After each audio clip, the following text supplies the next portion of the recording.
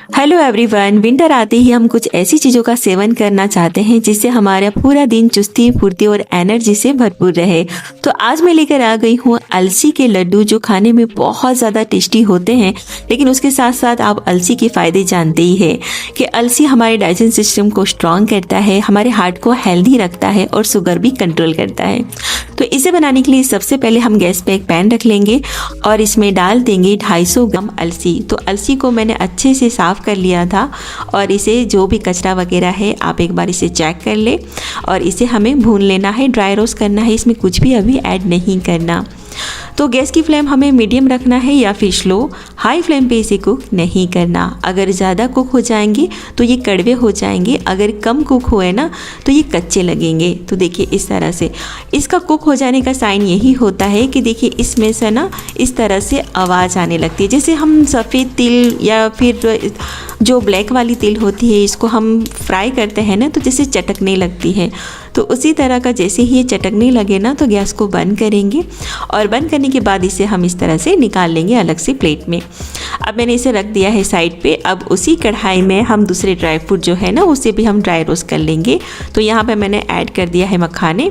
तो मखाने भी अच्छे से क्रिस्पी हो जाने तक इसे हमें फ्राई कर लेना है। मखाने जो है ना बच्चों को भी बहुत ज़्यादा पसंद आते हैं। आप उन्हें ऐसे भी ड्राई रोस्ट करके देंगे ना तो उन्हें भी बहुत ही अच्छे लगते हैं। तो चलिए अब यहाँ पे जो अलसी थी ना वो अच्छे से थोड़े से ठंडी हो चुकी है। तो एक मिक्सी जार लिया मैंने और इसके अंदर अलसी को मैं इस तरह से पीस लूँगी। आप चाहे ना तो दरदरा सा भी पीस सकते हैं, लेकिन यहाँ पे मैं इस तरह से फाइन इनको बिल्कुल बारीक में पीस ले रही हूँ, ताकि बारीक पीसने से ना इसके लड्डू का टेस्ट मुझे ज़्यादा अच्छा लगता है। तो इस तरह से सभी अलसी को मैं पीस लूँगी। और थोड़ी अलसी अगर आप चाहें ना तो साबुत रख सकते हैं, ताकि जब हम इसके लड्डू बनाए ना तो थोड़ी अलसी इस तरह से साबुत दिखाई दे। अगर आप नहीं चाहते तो पूरा इस तरह से पाउडर बना सकते हैं। तो यहाँ देखिए इस तरह से मैंने थोड़ा सा दरदरा ही पीस लिया है, लास्ट वाला जो अलसी बचा था। तो चलिए अब उसी मिक्सी जार में हम दूसरी चीज़ें भी पीस लेते हैं। तो यहाँ पे मैंने जो मखाने फ्राई किए थे मैंने उसे डाल दिया और थोड़े से मैंने मूंगफली ड्राई रोस्ट करके इसकी जो ऊपरी छिलके हैं उसे मैंने निकाल दिया है, थोड़े थोड़े से रह भी गए हैं।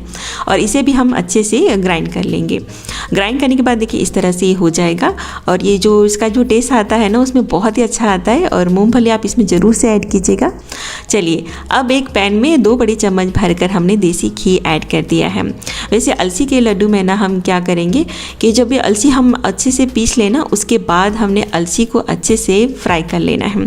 तो यहाँ पे 2 चम्मच घी मैंने ऐड करने के बाद अच्छे से इसे हमने कुक कर लेना है। कभी कभी क्या होता है कि अगर आप ऐसे डायरेक्टली इसे बना लेंगे ना तो टेस्ट उतना अच्छा नहीं आएगा। अगर थोड़ा बहुत कुक होने का रह भी गया ना तो इस घी में बहुत अच्छे से कुक हो जाएगा और बहुत अच्छी सी स्मेल इसमें आ जाएगी। तो ये बहुत अच्छे से कुक हो चुका है। तो एक बड़ा सा बर्तन लेंगे और इसमें ट्रांसफ़र कर लेंगे। तो ये प्रोसेस आप ज़रूर से कीजिएगा।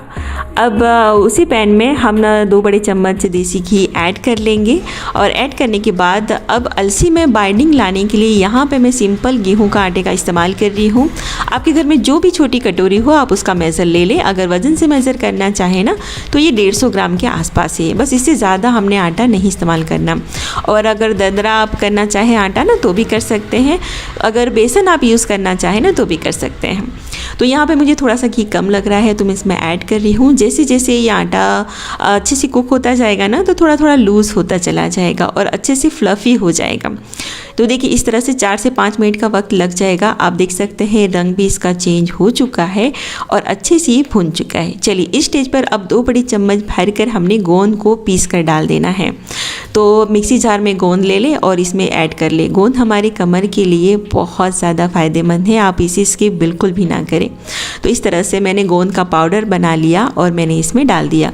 आप चाहे ना तो गोंद को अलग घी में फ्राई करके और इसको क्रंची भी आप रखना चाहें ना हिमाम दस्ते में कूट कर आप तो भी डाल सकते हैं। यहाँ पर मैंने इसे डायरेक्टली डाल दिया और डालने के बाद इसे आपको 2 से 3 मिनट तक अच्छे से कुक कर लेना है। अब इसके अंदर हम ऐड कर देंगे 1 बड़ा चम्मच भरकर सौंठ पाउडर। आप सौंठ पाउडर इसमें ज़रूर से डालें, सर्दी ज़ुकाम के लिए बहुत ही अच्छा है। तो सर्दियों में आप इसका इस्तेमाल ज़रूर से करें। जायफल पाउडर अगर ऐड करना चाहें तो भी कर सकते हैं। और दूसरे अगर पीपरमिंट का गंठोला पाउडर या फिर गरम दूसरे मसाले आप इसमें ऐड करना चाहें ना तो भी कर सकते हैं। अब ये अच्छे से कुक करने के बाद इसमें मैंने ट्रांसफ़र कर दिया है अलसी वाला जो बैटर था ना उसके अंदर मैंने डाल दिया। चलिए दूसरी चीज़ें हैं उसे भी हम डाल देते हैं। मखाने और मूंगफली का जो पाउडर हमने तैयार किया था वो मैंने डाल दिया, और काजू और बादाम मैंने इस तरह से बड़े टुकड़ों में थोड़ा चॉप कर लिया है और इसे मैंने डाल दिया।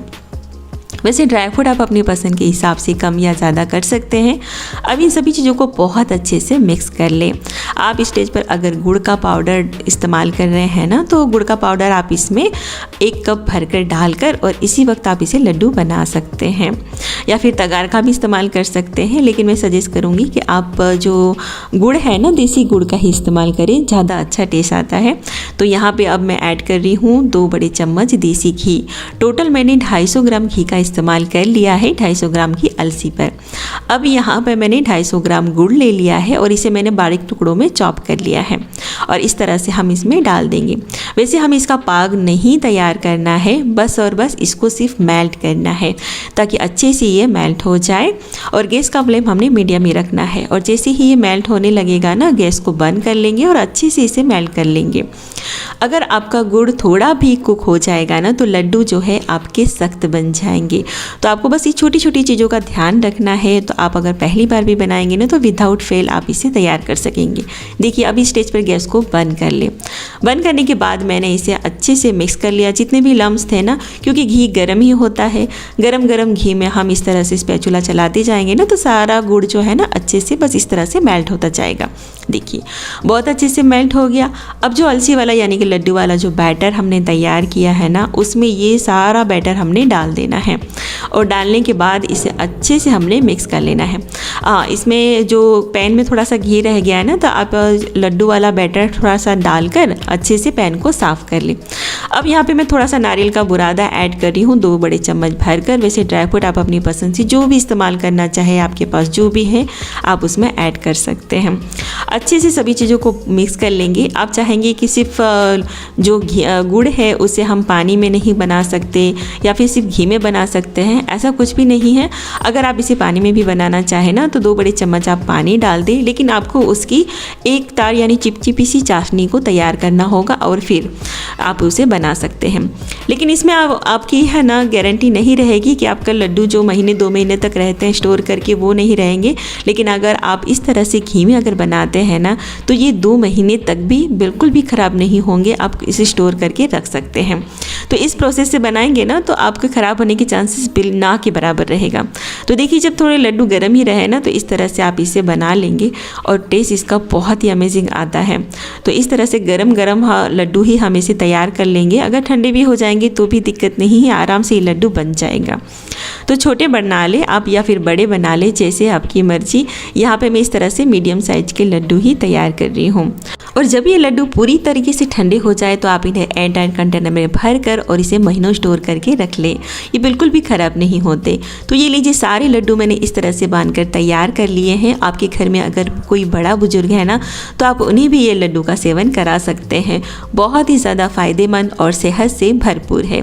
उम्मीद करती हूँ अलसी के लड्डू की रेसिपी पसंद आई होगी। पसंद आई तो लाइक करें, शेयर करें और मुझे कमेंट करना ना भूलें। और इंस्टाग्राम पेज है उसे भी ज़रूर से फॉलो कीजिए। तो मिलते हैं इसी तरह की बेहद आसान रेसिपी के साथ। वीडियो देखने के लिए शुक्रिया। Thanks for watching.